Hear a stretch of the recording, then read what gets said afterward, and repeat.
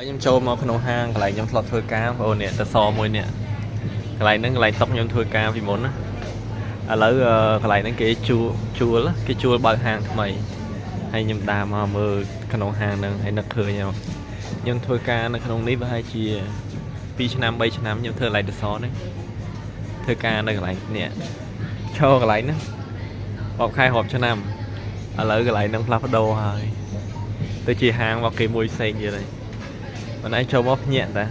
កន្លែងខ្លួនឯងធ្លាប់ធ្វើការឥឡូវគេផ្លាស់ប្ដូរទៅជា supermarket វិញអ្នកធ្លាប់ធ្វើការឆ្លាញ់កន្លែងការងារមិននឹកឃើញអត់បងប្អូននៅកន្លែងហ្នឹងនេះអូយផ្លាស់ប្ដូរលឿនណាខានធ្វើការកន្លែងហ្នឹងជឿនយូរឆ្នាំនេះ3ឆ្នាំហើយបងប្អូនឥ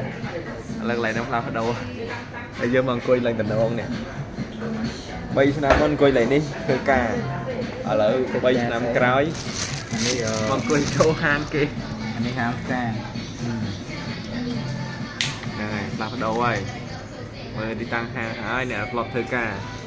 ចូលមើលផងមើលកន្លែងចាស់នឹកអត់ Thank you អូខេអរគុណខាងតានេះនៅតែ